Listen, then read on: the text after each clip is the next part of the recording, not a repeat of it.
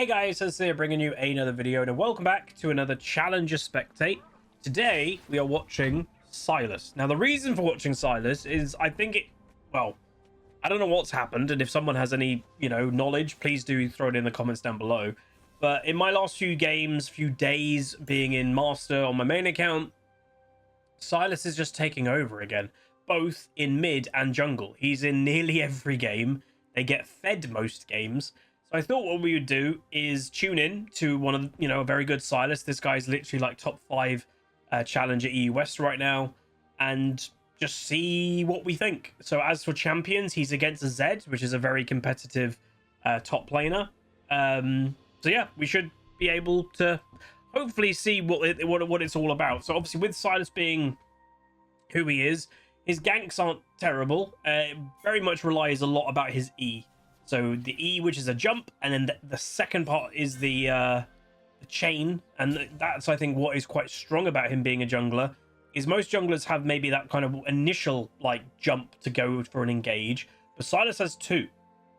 So he can E, and that sometimes can bait out a flash or something, or the enemy dash, but then the second part to it is actually the gap closer. So you can see here, what did Sylas just do? So he made an actual choice there. So he was at his blue side. He went to go ward the Wraiths quite late. And because he did not see his opponent over at the Wraiths, he has decided to start, presumably, either the opposite side of Zed or the same side. Now, I actually don't even know where Zed would start. I would imagine Zed's going to be on a buff of some sort. So he could have been on red buff, but for whatever reason, the Sylas is like, no, I'm going to ward that. Right, I don't see him. I'm going to go the other side of the map and then path my way top. Now, as obviously someone that mains top lane right now, Cassiopeia top is it's a bit of an awful pick in terms of being able to have fun against it. It's like one of the ultimate cheese picks of top lane, and it ultimately is there to deny the 1v1. So there is a world that this Sylas is pathing towards the Cassio to help out the Gragas, and all I would say to that as someone that mains top, thank you very much if you're a jungler and you want to help against something like a Cassiopeia top, because there is very little you can do in a pure 1v1 against it. But the thing is, Cassio is actually quite weak against 2v1s. She's very vulnerable against 2v1s, especially Gragas has got high CC, Sylas has got a decent CC. So maybe that's why the pathing is the way that it's going. So you can see the health bars on either side of the screen, by the way. A lot of people are running at quite low health right now. So both teams need to be a bit careful. Sylas does use his smite to finish off the Gromp, and then he's going to finish off the blue last. Why do blue last, by the way? Because he gets to use it for longer. If he does blue and then does Gromp, well, the blue's already ticking when he doesn't really need it. So it's always good to finish off on a buff, and now he's kind of in the map ready to go with kind of a longer cooldown of blue. So I believe she just warded. Wow, easy flash. That was actually quite bad by the Cassiopeia, to be honest. So that, again, is what you could call a successful gank. Just make it very clear, just because you don't get a kill or anything like that, it doesn't mean it's not successful. Unfortunately, kill-wise, red team is pulling ahead. And here we go. So Cassio knows Sylas, in theory, is in the area. She uses his flash, has TP'd now in the area. Sylas just needs to get nearby, 2v1 against the Cassiopeia. Again, the Cassiopeia is a challenger player, so they're not a bad player. But if I had to guess, maybe they're auto-filled as like a mid laner, because I don't think a lot of challenger top laners will go and play Cassiopeia willingly. It is a bit of a cheese pick, and I think a lot of the time when people do play it in top lane, a lot of the time they're either, hilariously, it's one of two things. They're either a Cassiopeia one-trick who plays it top lane, which is a bit nyeh, or a lot of the time they're just an autofill player. And if an autofill mid laner is like, oh god, I don't want to play a Darius or something, they'll just play something like Cassio to give themselves a free lane phase. So unfortunately, blue side bot lane, 0 and 4 right now. All the deaths on the team. Not the best start. Obviously, Zed has focused that bot lane, and it has worked very well. The thing I would say as a negative, if you want, of something like Poppy is a relatively useless champion if she can't go in. So what will a Poppy do? go in. And you might be like, is that the same as Alistair? Yes and no. I'd actually say Alistair is actually hilariously better and more okay about not going in, because he's not designed to do any type of damage. Poppy does want to do damage. She wants to engage. She wants to do damage to the enemy AD carry, so you can quite often bait a Poppy to do a bad engage. Now, if I had to guess what's going on here, obviously we've got the Scuttle Crab spawning in river in 30 odd seconds, but it does look like there might be a bit of top lane focus, and I am fully okay with that. To be honest, again, if I know, I don't want to repeat the message too much, but if there's a cheese top laner, you should camp the living hell out of it. Most cheese top laners are very, very, very strong in 1v1s, and they get ruined if they get chain ganked. They just get destroyed. And then something that is designed for top lane can start to do naturally a lot better. Big Gragas ultimate, I'm not sure. Oh, yes, it is going to be enough. And a lovely kill. Wonderful Gragas ult, level 6 advantage. And there's another kill. There's some people maybe even watching this going, okay, so Gragas and Cassio, they're not worlds apart. They're both AP. So why is Cassio a cheese pick and Gragas isn't? So it's a very simple concept of just where champions are balanced. And it's the best way I can explain it is every single champion in the game has main roles. And when it comes to balance, and here's another gank by Sylas, level 6 has been earned. A Yone ultimate does go down, does miss it, but they might actually, yep, with a flash, still be able to catch the Ori and do get the kill. The Yone Z was hovering nearby, but is actually down on experience because of what the Sylas has done so far this game. Good damage by the Z, and now red buff probably is going to be where Sylas goes. But yeah, so just to make it clear, so why is... maybe Gragas isn't even the best example. Maybe a better example would be like Heimer or Teemo. They're two ranged top laners. Why are they not cheese picks top lane, but Cassio is? So when the balanced team, and, a lot of these champions haven't been touched for years, but they all have a big, let's say, database of where every champion is supposed to go. And when they look at something like a Heimer, when they're balancing that champion, they are looking towards where the champion is played and where they belong as like the default play style. And that will be, let's say, top lane. And, for champions that can multi-role, like if Heimer is the example, Heimer can top, and that's probably his most played, I'd imagine, then mid, and he can even support a bit. But the balance will take that into consideration, so Heimer's balance will be taking into consideration, oh, okay, Heimer does have to play against Darius. So he needs strengths against Darius, but he also needs some weaknesses against Darius.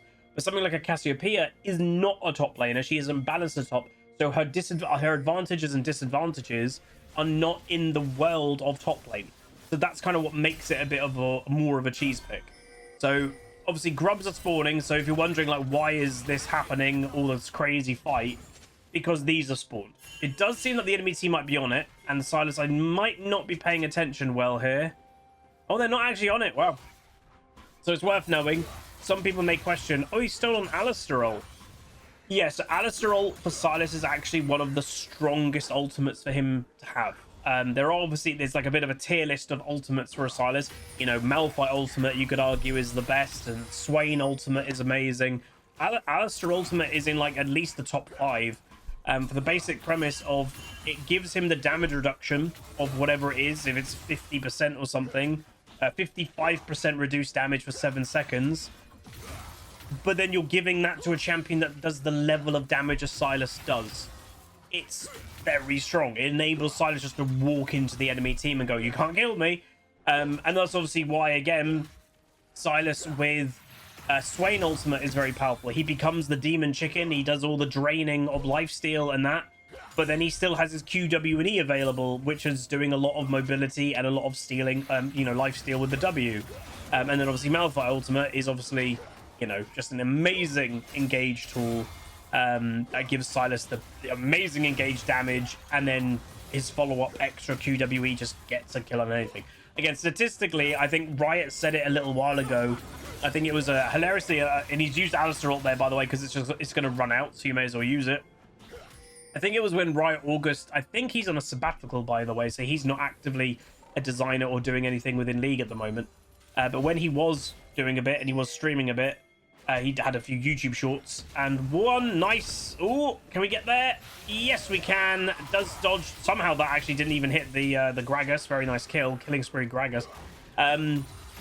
yeah, one of the YouTube shorts I remember from August, maybe, you know, 6 months ago, was statistically, if a Sylas and a Malphite are on the opposite teams, the statistical advantage it gives the Sylas's team is immense. And that it also apparently it doesn't matter what lane it is. It doesn't have to be Sylas versus Malphite. It's just if there is a Sylas on one team and a Malphite on the other, the Sylas's statistical chance of winning goes to the roof, apparently. So that's quite an interesting fact. But overall, what I would say so far, like looking at the Sylas, he obviously has not helped his bot lane at all. And that might be a actual choice. And I obviously, clearly, it is a choice. Oh. Crazy engage going on here onto the Orianna with the big CC, and she goes down. Very nice. I think they did just get out of tower aggro there, but the minions are dead, so the Alistar's done a very good job there, and he will pick up the kill on Poppy. But yeah, so the Sylas has made a choice of, I'm not really going to help this bot lane. And again, part of it, you know, the one thing I will say, I like doing challenger spectates because it does show, you know, and then, you know, when we're playing solo queue, and let's say you're in silver, you go, dude, my bot lane is 0 and 9. How are they this bad? This is a challenger bot lane, and they're 0 and 9. Again, it's hilarious. So there's the Alistar ult, so now he can't die. With his big damage, with his CC. Enemy team is hitting him a lot. Can he get his W? Big healing. Still not dead. His E's going to come up very shortly. Nice, and they go back in with the W, gets the kill. That's a Sylas, baby. And that's going to be a W fight. Gragas top lane has even made his way here, by the way. And I think that is going to probably be the end of the fight, and that will be a dragon. Nice barrel with the Sylas getting close, with the Poppy going for the flank. Big Orianna ultimate does actually hit 4 people, but the replay had a bit of lag. Cassiopeia has finally decided to actually be a team player and has made her way over here. What can she do? If anything, she does have ulti available. Here we go. So Yone goes straight into it, but that might be all that she gets. Here we go. And we see Kai'Sa ultimate gives the shield. Cassio goes down. Actually not that bad. Gragas tries his best, but does end up dead. But overall, that's not too bad for a bit of a fiesta of a fight. So I would say the Sylas has made a cognitive decision of, you know, not sacrificing the bot lane. Is, you know, they did quite bad early. So it's like, okay, they're not doing that well. It's a cheese top laner. It's a Cassio. Gragas is going to have a really hard time 1v1 against that. I'm going to go top lane.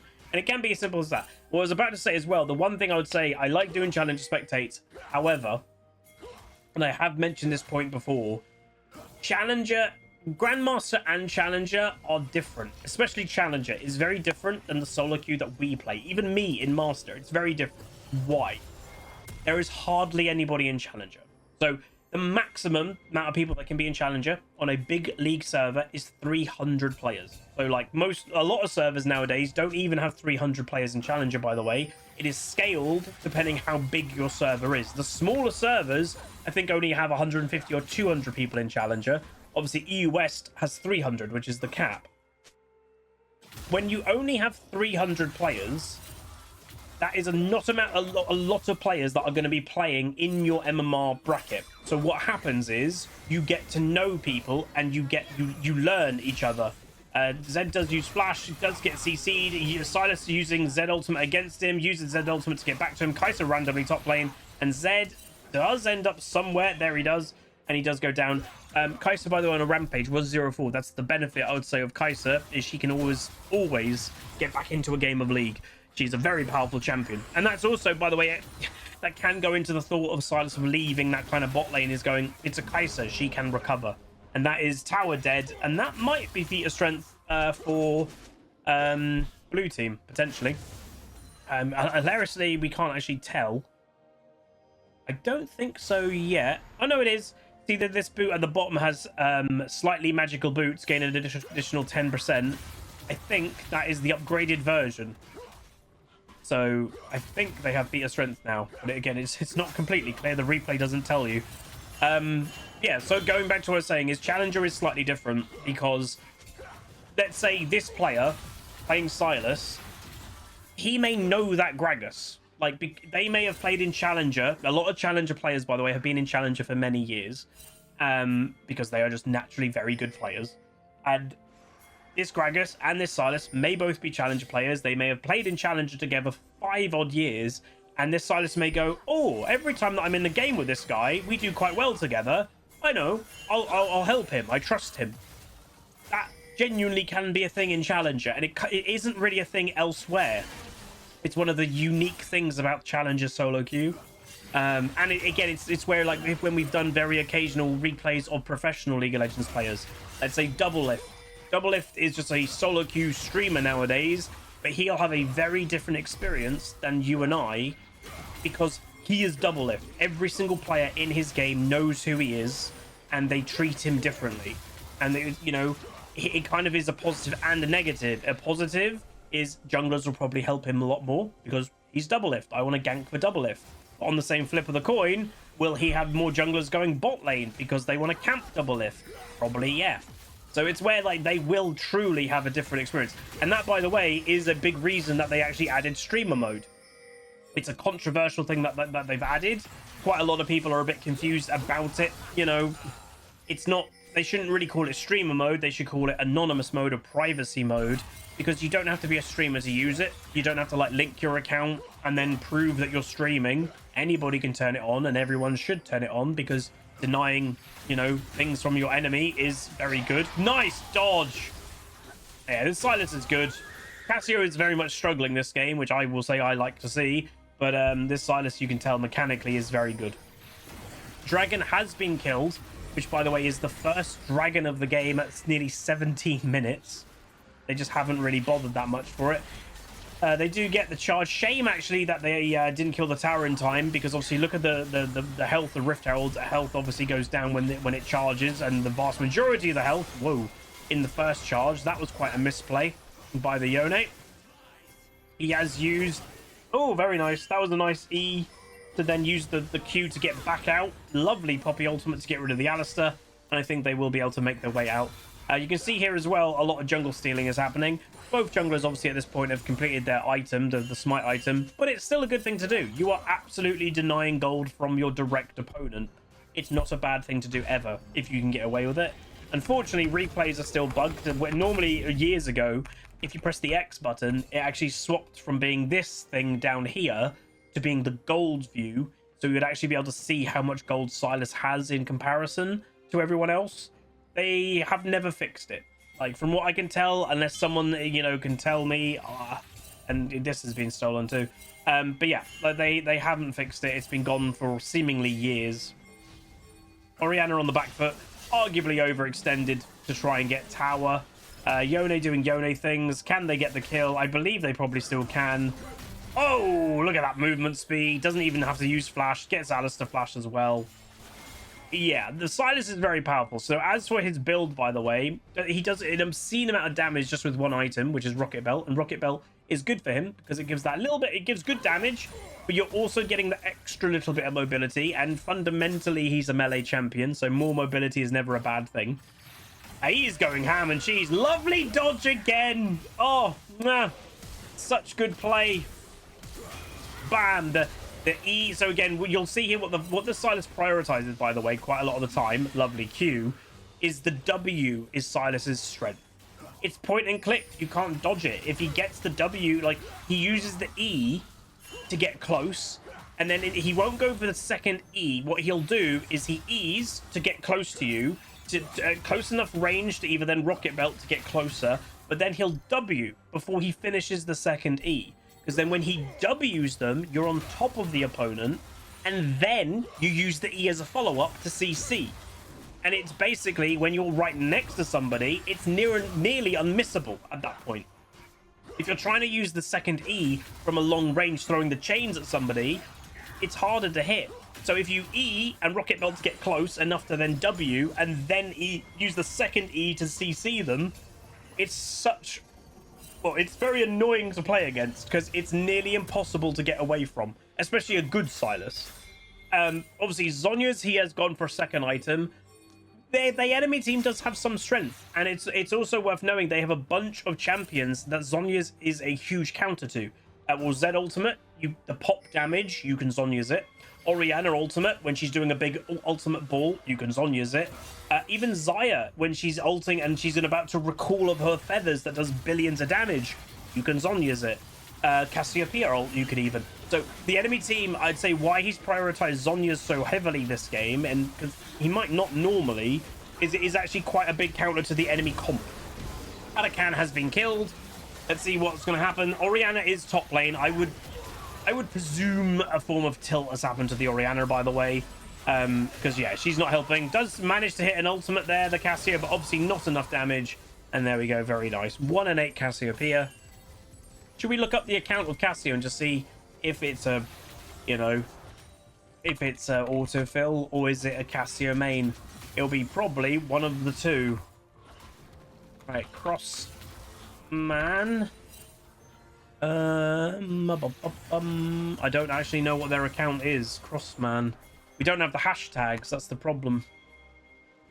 And sometimes everything, it tries to fill it in for you, but sometimes it doesn't.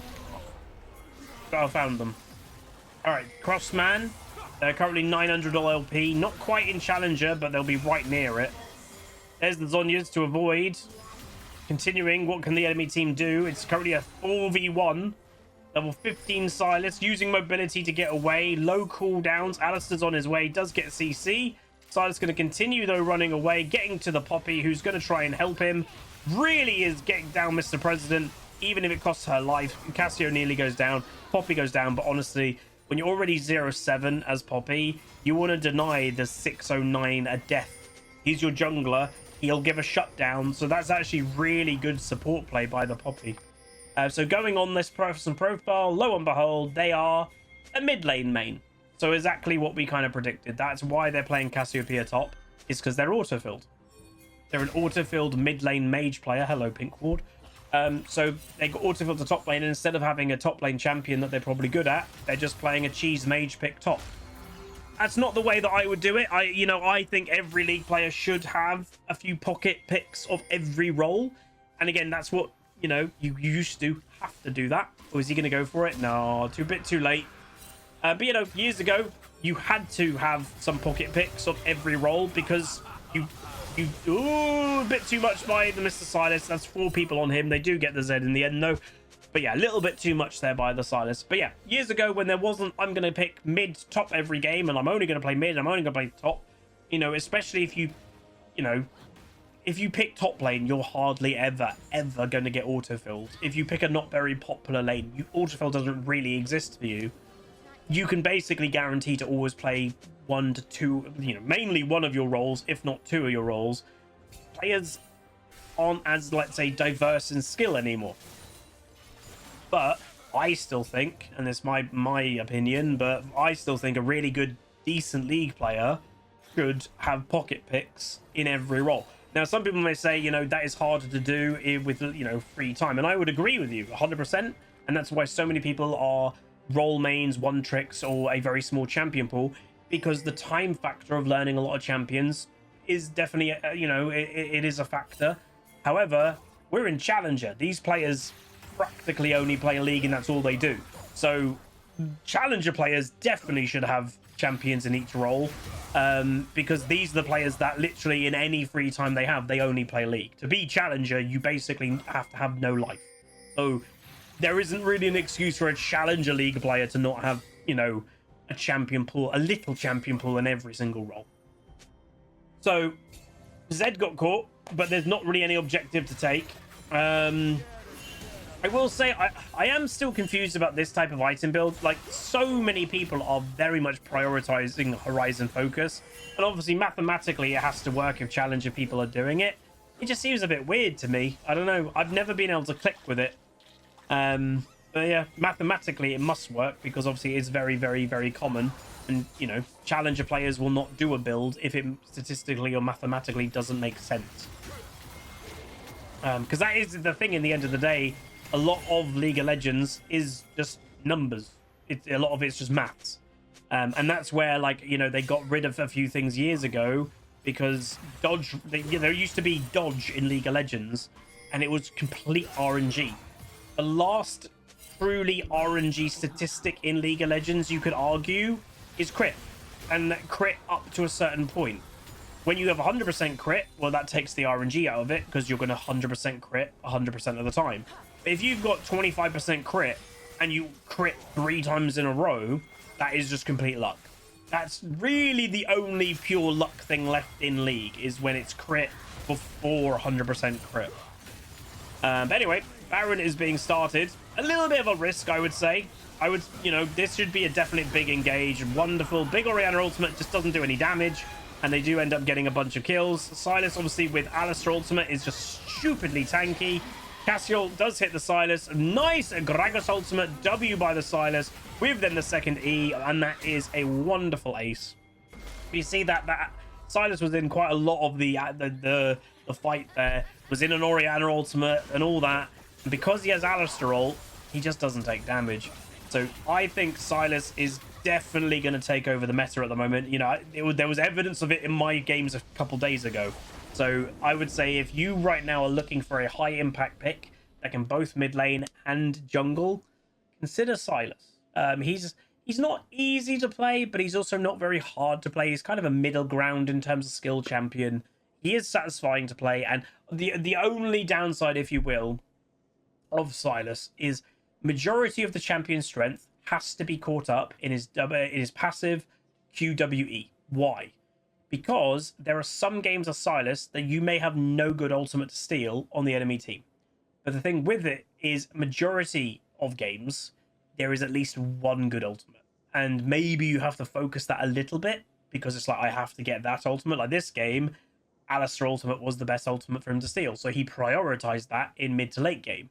But, you know, Orianna ultimate wasn't terrible. Zed ultimate wasn't the worst. So, like, you can still use them, but there should be a priority of it. And that's what I say. If you look to pick up Sylas, I'm sure if you Google, like, I don't know if it exists, but I bet a Sylas main out there has made a tier list or something of, like, what ultimates are the best ones.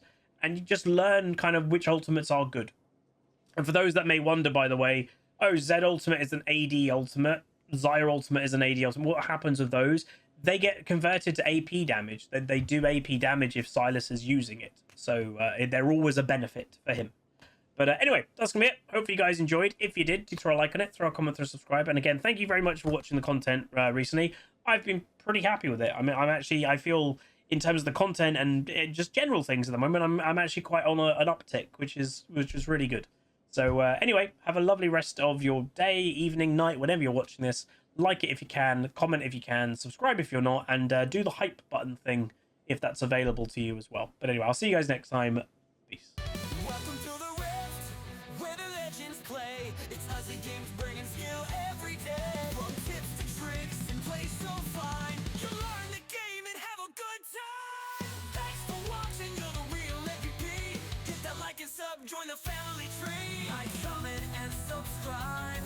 Keep the Hussy dream alive.